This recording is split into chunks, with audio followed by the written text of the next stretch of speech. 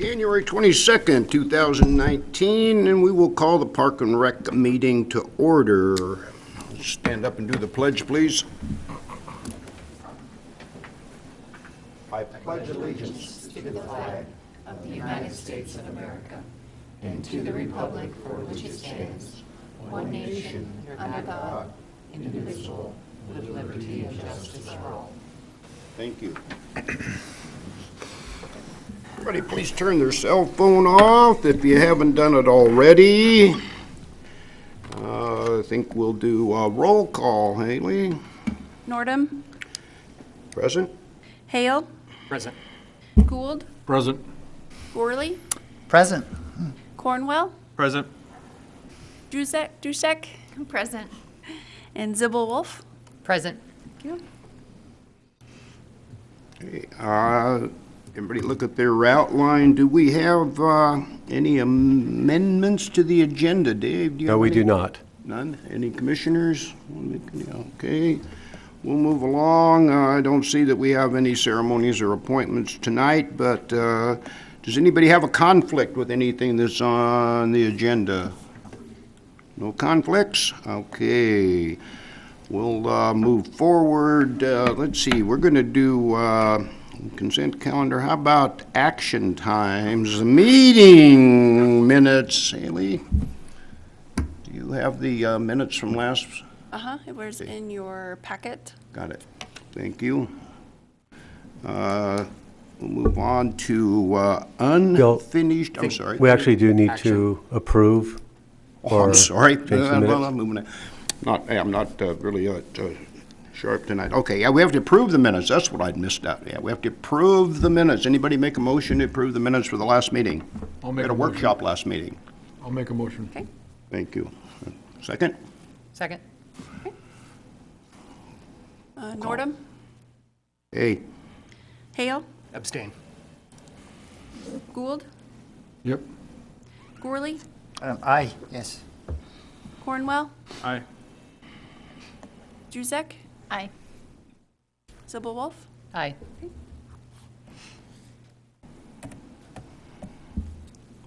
okay. Moving on, we have some unfinished old business. Mr. Fair, probably Black Bay, maybe? Yes, I'm going to pass it on to Brian. He's Brian. been our Thank project you, Brian. lead for the Black Bay Master Plan. Members of the commission, Brian Myers, Parks Manager. Just wanted to give you an update on where we're at with Black Bay Park. We have our consultants into town from CEREMONIES. We'll introduce them here shortly, but just to kind of a recap of where we're at right now. We've had one neighborhood meeting. We had our kickoff where the consultants came to town and did their initial tour through the facility. And then week following that, we had our Winterfest activity where we had public outreach and open house, and consultants were available to start to get some concept development and provide some input from the community on the site and what their desires are.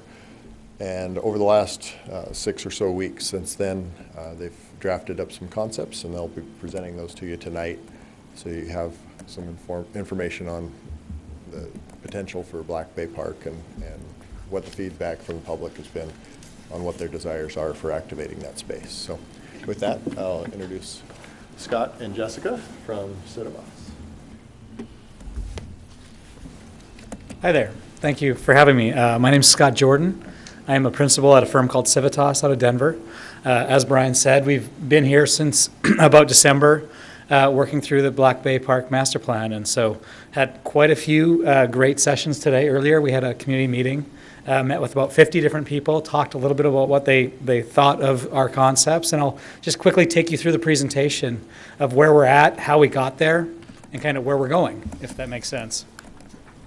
So what have we heard? We've been to Black Bay now 3 or 4 times, met with a variety of different people. At the initial community meeting, we had this map that you're seeing on the screen was actually 6 foot by 6 foot, a big wide map that we allowed the community to come over and just tell us a little bit about what they knew about the park. The way we work as a firm is we really want to make our designs of the place that we're working in. If you go to our website, all of our designs look different. That's very intentional. They're of the place. And so this was an opportunity for the community to give us their thoughts and their feedback. And we had a lot of neighbors that were from nearby that were concerned about people trespassing through their property and how the park would be used. All those kind of obvious comments that you hear. But we also heard some things about some spaces within the park that are unique and distinct, and that we really need to think about how we would use those spaces or accentuate those spaces through our design. The next exercise that we had people do is we had all these images that you see up on the screen that were different potential uses that could occur in the park. And we asked everybody to put 3 stickers down. What was their favorite activity, second favorite, and third favorite? And this was just a way for us to understand what the community wanted to see in the park. And for myself and Jessica, what we were most interested in wasn't so much exactly what they were sticking on, but why. And so we stood there and asked them a lot of questions. And some of the things that we learned about the park and the community was 25% of the votes were just for regular park amenities. So what does that tell us? Well, I don't think it's telling us that they only want basic park services. It's just that they don't have park services currently in the park. But yet we had quite a few people, 28% said we need river access. That's our greatest amenity. We want to get down there, use it in some way. You'll also notice that nature elements only had 8%. I'm not suggesting that people don't think nature is important. I think they realize that there's quite a bit of nature in the park, and maybe they should be looking for other added amenities to the park space. So what have we been doing and what have we been learning from that? Well, when we get to know a park site, we want to step back and understand, why is the park there? How is it formed? What's the history of the space? And you probably all know this, but I found it quite fascinating to look into the geology of the site. And historically, it's the gneiss formation, right? That's a metamorphic rock formation that occurs down below grade and is heat and pressure, and then it's uplifted and rised up. And you can see in the second image over, for about 2,000 years, the Missoula Ice Age floods, washed away the loose sediment on there and reestablished or maintained the gneiss formation itself, which, as you see here, this is the magenta color on the screen. This is the outline of Black Bay. And so the reason the soil condition is what it is there's not a lot of soil there. It's all hard rock, and it's all very rolling topography, and that makes it a fun but difficult site to work in. Planting's difficult, making movement through there is difficult, but that's why this place is what it is. It's been there for 2,000 years, so we have to learn from that and work around that system as we design the location.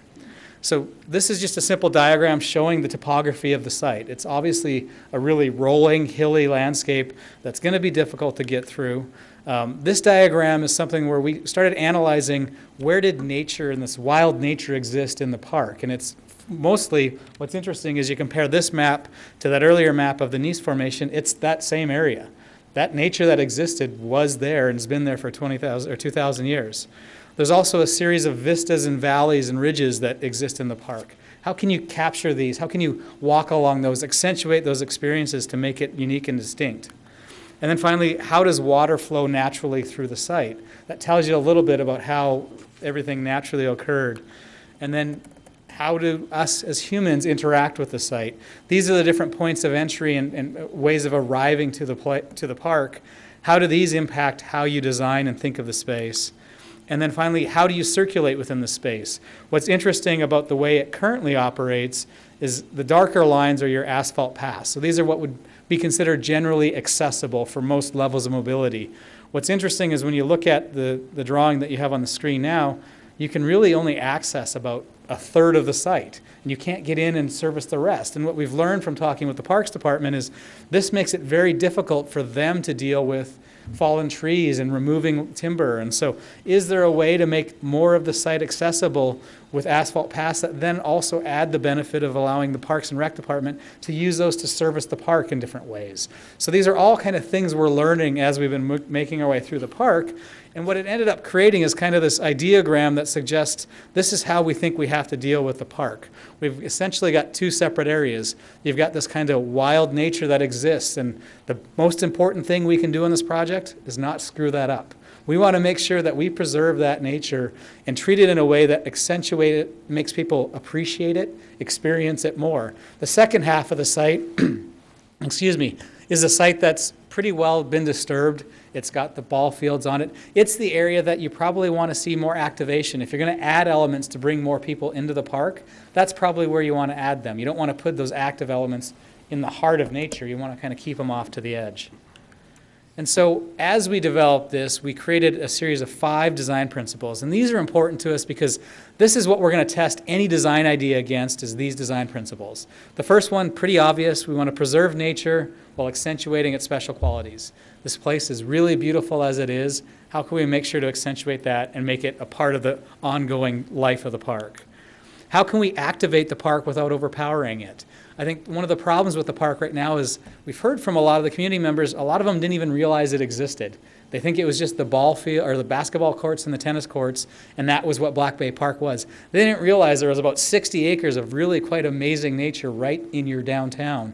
So how can we activate that, bring more people to it? But we also don't want to make it so it's Disneyland where there's people waiting to get into the park and use the park. We want to find the right balance. How can we place the park in motion? This is an important concept for us in that anytime you go to the park, Jessica and I spent about 6 hours walking the park yesterday and today, and every time you run into somebody in a park, you say hi, you kind of introduce yourself. This is all about putting a park in motion because you want to create social intersections. You want peoples of all walks of life to come together and realize, you know what, we're pretty similar, we're walking in the park. You say hi, you get to know your neighbor, you build community. That's part of why we want to put this park in motion, get people moving through it and experiencing it. We also want to create a park for everyone. This is something that's really important to us. We believe that the core role of parks is to create meaning for people. And the reason we want meaning is if it means something to you, you're going to come back over and over again. And we want all different types of meaning for all different types of people. So how can you get through it really quickly? And then finally, how do you engage the river? It's your greatest asset. How do you get down, touch it, and engage it? So when it gets to the design, what we've been able to do is develop a series of kind of activating strategies. The first one is the movement strategy. We want to be able to create a series of 3 different types of trails: wide trails that are asphalt, that are accessible, wide gravel trails that are a little bit wider so you can walk with your partner or your friend, and then the kind of cattle trails that already exist. How can we create a network of systems through the park that you can create a variety of loops so you can experience as much of the park as possible in a variety of different ways? And then how do we activate the park, and where does that activation occur? As you can see on the diagram here, most of the activation should occur along the river edge and then up along the kind of already previously disturbed area, with maybe the water tower having an activating feature kind of at a high point within the park. So what we've developed is a series of different park design strategies that these somewhat build on each other, and what we're trying to do right now is test the community's willingness to how bold do they want to be with the design of the park. Each of them look at a different way of circulating within the open space, but then looks at how do you activate and engage the edge. This first scenario, which I'll show here, is actually, it's as non-invasive of a design as possible. We're trying to really just, how do we restore the edge of the river, enhance it, protect it, get rid of the erosion that's going on, but allow people to gradually get in and access different places within the different park area, including around the bay, the existing parking, adding a few amenities in terms of shelters, the different sort of park of things. So this is, again, very low, high value, but low impact sort of improvements. The next alternative that we look at gets slightly more bold, and what it begins to look at is maybe the introduction of a community dock that allows people on the river to come in and use the resources that you're including in Black Bay. Keeps the core of the park about movement, looks at maybe adding a couple of floating docks or areas that you can get in and touch the water in a different way, all while protecting the bay and adding some additional activation to the core of the park. The last alternative, which is what we would say is our most bold, really looks at changing the way you use the park. This contemplates moving the parking that exists in the core of the park out to the edge and maybe occupying some of the current park and rec facility, maintenance facility on 3rd Avenue. So that becomes your place where you arrive to the park, and that reclaims the core of the park to be more usable lawn space and make it a more of a community gathering space. You could actually have an entry road that comes down and allows you to do drop-offs and whatnot if you're having an activity in the core of the park, but then you go back out and park at the edge. And then the big bold move that happens here is actually looking at creating a boardwalk along the entire edge of the river system that allows you to get to the community docks, walk around, protects the bay, and creates areas where you can get down into the bay, but also maybe you can hang some wave mitigation devices off the underside of this boardwalk that allow you to reestablish a native riparian edge and reestablish some vegetation, which currently is eroding away and basically falling into the water and becoming a steep cliff that you can't access the bay anymore. And so each of these alternatives looks at what could build upon itself, but also could be a system where, you know, maybe you like this part of this area, this part of that. And so where we're going now is trying to figure out, after what we heard from the community, how we pull this all into a single master plan that looks at what are the materiality and details of this park to make it of Black Bay and of Post Falls, but also of this wild nature that you have kind of in the core of your downtown. And so that's where we're at. We're just kind of getting rolling and looking forward to the next couple of months of really refining this project. Thank you very much. Fabulous piece of property, like you said, in town, and water in the terracing type, multiple level, yeah, where do you start, or where do you? Well, the biggest thing is you don't screw it up, right? You've got this amazing resource, and so everything we're looking at is how do you touch the land lightly? How do you get access without blowing things up and changing them? So it's a resource that any city would be happy to have. And what I find most amazing is at early community meetings, a lot of people didn't even know it existed because they only know it as that front edge. And so how can we get the community into the park so it has meaning to them and it becomes a place that anybody that they bring to town, we got to go to Black Bay and check out this wonderful resource the city has.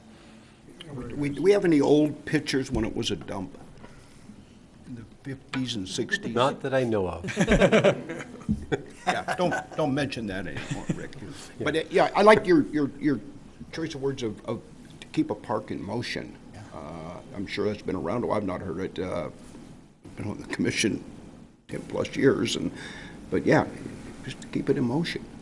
Yeah, you want people to move through the space. I mean, a park should be in motion. It's not a static thing. It's an always evolving system, whether it's for people or the plants. So yeah, we want people to move around and run into people, and I want to bump into you on the park and say hi, how's it going? Get to know you. Maybe you become friends and you become neighbors. Now, from 2 years old to 102 years old. Absolutely, it has to be a park from 2 to 102. You're absolutely right. It's for everybody, and that's why I, as a landscape architect, got into what I do is because it's the public realm. Everybody has access to it, so that's the most cherished resource we have in our cities. So we want to make sure we do it well. It's exciting. Yeah, absolutely. Thank you. Thank you very much. So, for the commission, though, if you have any questions or thoughts or comments, this is your chance. I like the thought of moving the parking lot, the existing parking lot now, and moving it out. I think that's a good plan. It's interesting. You think about it, and I understand how it ended up there. It's a flat area. It had to be mitigated. It's, where you can get access to, so why not put it there? But when you actually look at it, it's your flattest, one of your most valuable real estate in all the park, and it's given up to cars. Right. So can you move it into a better place? But, my neighbor is 98 years old, Pearl Harbor survivor, Dave's been him. We can't have the parking lot a mile away. Absolutely. And there still could be drop-off and ways of getting people down into that area. Drop-off's a good point, because, we don't want to use that piece of property for a parking lot, and yet the accessibility is... Absolutely. You'd be amazed at how many parks have that. Right. I mean, we're currently working on a project in Balboa Park in San Diego. Their main plaza was a parking lot for the last 80 years, and we're getting rid of that and making that back into a plaza space. Yeah. That's the crown jewel of the San Diego park system, and their main 100% corner was a parking lot. So it happens all over the place, but it takes somebody saying, is that really what we want there? To make people realize that maybe you don't. Thank you. Anyone else? I had a question on the third sample with the boardwalk. Yeah. Did it allow for any swimming area or the docks or any? Yeah, it was attempting to preserve the swimming in the bay area. Okay. And it could be that, it was a conceptual drawing. You could shift the boardwalk out further so you could actually swim in between the boardwalk and the shore. So you could actually create somewhat of a protected swimming area that keeps you away from boat traffic, makes it almost like a swimming pool, if you will, in the river. They're doing that a lot, actually, believe it or not, in Europe. Europe, where they're creating these kind of protected swimming areas on major riverways, just because it allows you to have lifeguards and protect just that area. Thank you. 60 acres in town. Oh, excuse me. Rick? We don't. We actually can't. On rules of order on new or old business, we can't take public comment. I'm sorry. It's, yeah, it's. Yeah, we can, after I can meet you afterwards or meet you. I apologize. That's, yeah, not one of my favorite positions, but we have to follow that. Yeah, 60 acres in town and our own resident cougar and, you know, I mean, it's There a endless cougar what in we there? can- There has Okay. been, actually, from what we've heard. Really? Moving on. We gonna do what? The depot now, or are we gonna stay on the The depot. presentation side? Yeah. We'll be discussing the depot, so both Brian and myself will cover portions of it.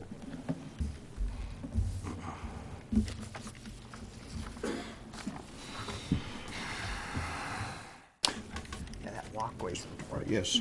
I think. I think that access, I like that. That's a good job. Yeah.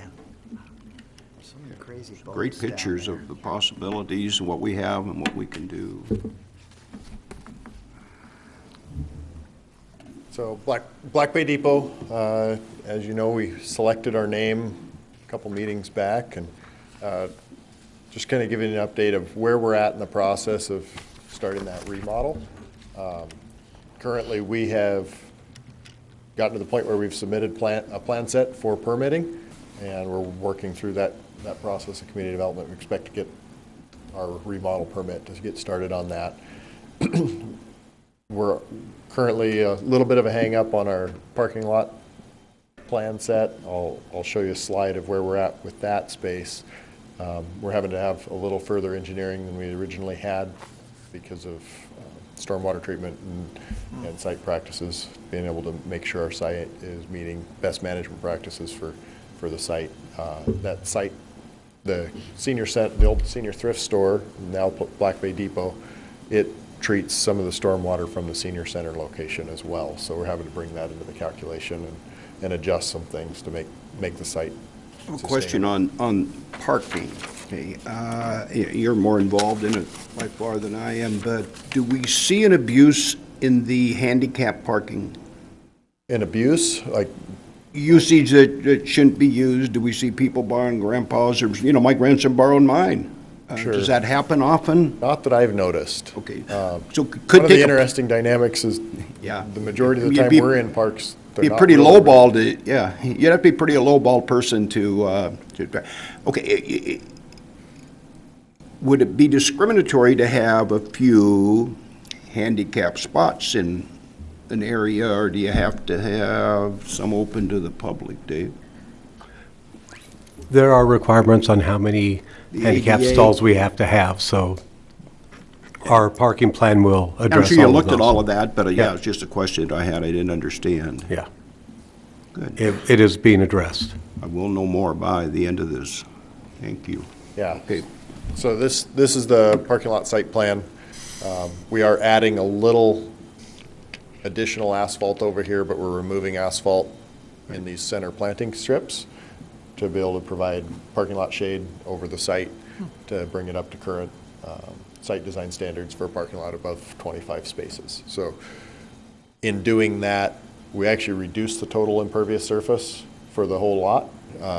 These will capture some storm water and treat it, and whatever doesn't filter into these will overflow and go into this larger stormwater treatment area. Right now, what we're up against is, like I said, this south of here, the senior center lot, and the roof area of the senior center, all of that conveys into this lot and into this existing stormwater swell that wasn't large enough for the site. So we're trying to determine whether or not we can capture all of that, treat it, whether we have to extend that swale further back towards the rear of the building or relocate this dumpster. This dumpster currently only serves the senior center. We don't have a lot of need for trash enclosure or dumpster location for our uses, as our staff has a maintenance facility directly across the street. we'll have staff in there on a regular basis doing cleaning that has a vehicle capable of hauling the trash that this facility will produce. So we don't need this facility on our site. So if we need to expand the stormwater treatment area, we can accommodate on the site. Those are the dynamics that we're working through. It's causing a little bit of a hang up, but it won't cause a hang up on our permit for the remodel. Back up here. This is generally the site plan, the floor plan that we've worked with Tracy to come up with the ability to activate the space. More of a gym type active site on this side. Got a flow through design for storage, and then this side is more kind of a crafting type use versus picture gymnastics and those sorts of activities happening on this side. Maybe our wreath making class, that sort of activity on this side, or music classes, that sort of thing. In the center here, each of these walls will be like a half wall with windows above, so parents can sit in this and have kind of a parents' lounge to be able to watch their kids as they're participating in the youth activities. These both have egress out to the north side for what we'll show you on this next design, so that we can have outdoor recreation activities and programs where they can access the parent area and then flow through to be able to use the restroom facilities. Each of the two activity rooms have their own storage space. Like I said, this one here, we have direct access storage from the parking lot for staff to be able to take materials to off-site programming. This one, more or less, is going to be locked up with tables and chairs. You need a decent amount of storage to be able to accommodate those things. Off the end of this corridor, so you have your main entry corridor off the parking lot coming in here. Off to the west side, there's a little structure that is there. The very rear structure we're going to remove, and the front structure we're going to put kind of an outdoor kitchen sort of facility. So you'll have a little covered pavilion and a small little outdoor wash bay and that sort of thing to be able to run kind of our messier programs, so that those things don't have to be a mess inside.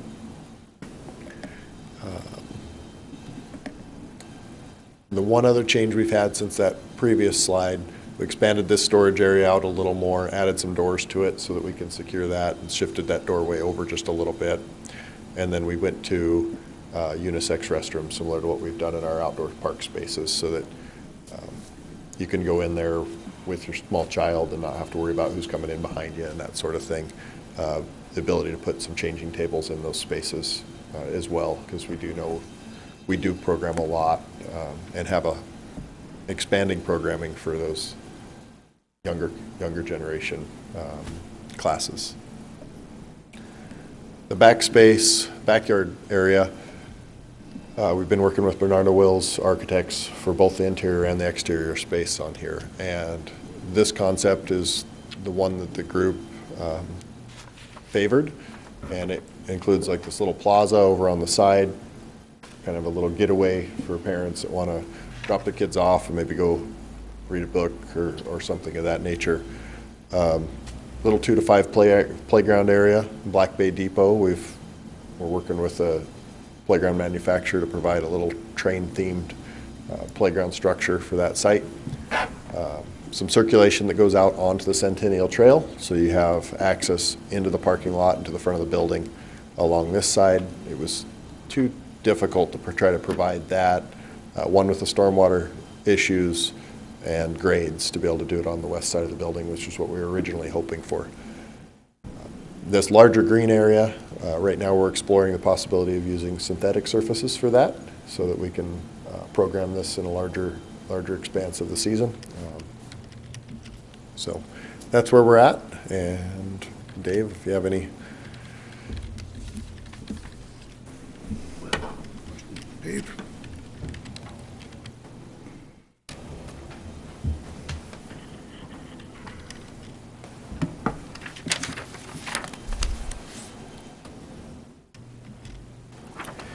So I'm just going to briefly touch on that outdoor space. As Brian said, We actually looked at a passive use, more of a, like a park setting, and then we looked at the active space. And I think it took a few of us by surprise at actually how large it is between the building and the Centennial Trail. It's 0.28 acres, but to give you an idea, that width east to west is just shy of 200 feet, and from the building to the trail, it's 54 feet up to 60 feet. So, it's around in here. In the one drawing, had that shape. We'll actually flatten that out, looking at a train section in there. Back on this side is also part of our property, and we'll look at probably more of a trellis, amphitheater, not amphitheater, but a shelter type thing, leaving this open, active space. We're trying to do a cost analysis right now between actually putting in natural turf and putting in AstroTurf. An AstroTurf or some product like that will give us a lot more use. It will be a space that is large enough to run a couple small soccer practice fields in there, so it lends itself to that use. The name, Black Bay Depot, so we decided to have some fun with it, so that's where we're looking at that train coming in on the side, but we're also looking at, when you look at this area here for gathering, with barbecues and such. You use existing parking? Yes. We'll be keeping the existing parking, just reconfiguring it and trying to break up some of that water flows coming off of it. One of the things that we're looking at right now, as I said, we're going to have some fun with it. To tie into the depot theme, we're going to look at, excuse me, looking at some type of a custom barbecue, one that we're able to maintain, but maybe it's a train. There's a few different styles out there. Look at something like that, maybe one of the rail cars. So we're going to have a little bit of fun with it, so we'll be bringing things back to you to tie it in, but don't have all the decorations on the outside done, but you'll see that tying in. Okay? Do you have any questions of Brian or myself? Dave, what did Brian mentioned the synthetic surface? So how does that work? You know, that would be back there because it says more year round. What's that going to look like? Most of the ones now are a sand base. So think of a really thick shag carpet with sand in it, and the strands are pulled forward. Cushion turf. There's a lot of different things. There's usually a rubber base mixed in with the sand composition. I think Real Life has one variety right now at their fields. It doesn't mean that there's no maintenance. It's just a different type of maintenance, but the drainage is there. It's one of the things we are considering for the sports complex up north of the Tullamore Park. This would be a great spot to try it out, but once again, we have to look at what the costs are. How big would that be, roughly? Size, you're looking at about, say, 50 feet by about 150, 170 feet. Thank you. About 6,500 square feet of synthetic. Are you looking at new synthetic, or are you looking at repurposed? It would be a new synthetic surface. New. Interesting. U.S. Soccer Association has a couple of grants out there that we're considering for micro soccer fields, more or less. So. Yeah, small planes. Good work. Thank you. Good presentation. Inside of that building, is that full of windows? The observation area for the parents? The observation area is, yes. I just know at the treehouse, that one window got really crowded. Right. Okay. John, a lot of work in that. Anybody, any questions, any commissioners? Moving on, we would be at citizen issues, Dave. Any citizen issues? We'll visit with you at the end, thank you. My computer's froze up. What do we have after that, Nelson? Mine's all over the There place. we go, citizen issues, new business. Mr. Fair. Thank you. In your packet, you received a copy of our RFP for the park master plan. So as you saw, that was fairly thick. Really included that so that you have a concept of what we'll be working on this next year. The submittal deadline is March 5th. And You've been working on it how long now? we actually haven't. I mean, we've been Ever. utilizing our existing one, but we just went out to an RFQ on this one, or RFP on it, a couple weeks ago. So, Is this the one we're graded on comparison? This isn't the one, this is the one we're Yes. graded on nationwide, right? Well- Kind of. kind of. This, think of it as a strategic plan. This really is what these are, strategic plans. I did want to go over a couple little changes in it. Usually they're a five-year plan. That seems to be a standard for all master plans. The reality is 5 years goes by really fast. In this last one, about 2 years ago, we went through, said, this is what we've accomplished. Here's some things that we'll continue working on. And you guys said, yeah, that's making sense. But we're at a point now, enough things have been accomplished, enough things have changed that we need to include it back in. A lot of them, so we're pushing this one to be a 10-year. There's no written law that says it has to be a 5-year. You do have in some things where they say you have to have 5-year plans on this and this, but for the park, master plans, park strategic plans, they could be longer. So our goal is to have a 10-year plan in that. But it does mean that, once again, every few years we revisit it, make sure it's still accurate and working for us. Here's your base footprint. Yeah. You'll see some things that will stay the same. The needs assessment, that community engagement, strategic goals, recommendations, a lot of that will still be there. A statistically valid survey asking what those needs are, and then also talking to the stakeholder groups. Those are all things that we do. A couple different things in here. We asked them to look at economic impact. I think that's becoming a more important part of what we do as a Park and Rec department. We're seeing it move up nationally as companies look to relocate. It's moving from outside of the top 35 to a few years ago it was in the top 35. It's now into the top 15 and continuing to become more and more important. So we are looking at that. We've asked them, or we put in there about the downtown public space. Once again, recognizing what the city is doing, trying to engage businesses and residents into what we hope becomes our downtown space here between Falls Park and Canoeland Park. We asked about a community center, and then we also have a thing in there for urban forestry. Now we have those 4 items which are fairly large. It doesn't mean that we will get them. Those will be, once we select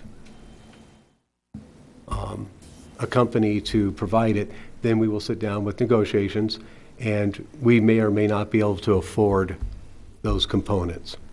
We have our base items, and then you could look at these as add alternates. But we are trying to look at a little bit bigger picture. When you look at a lot of the master plans, they're bubble diagrams. They're a little more broad base.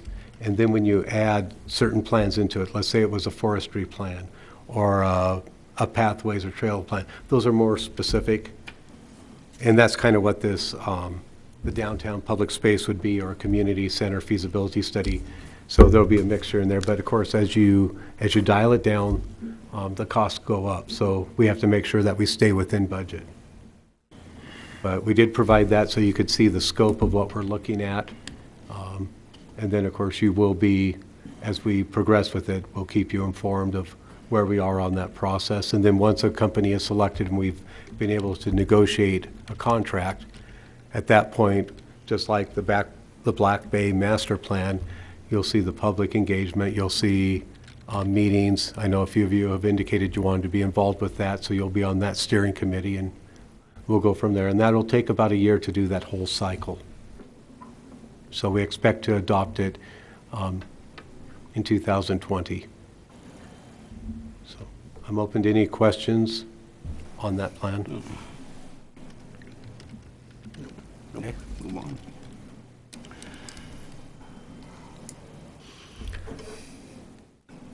recreation? Pardon? Let's see, you complete the recreation side, are you done with the recreation end? I mean, it was included. Right, but it was all nothing more to included. say on that, okay. We'll move on, any commissioner reports? Anything, there's nothing on our agenda, but anybody have a comment? Okay, let me enter new anyway. Well, we will adjourn then. Any comment from anyone before I adjourn? This meeting's adjourned.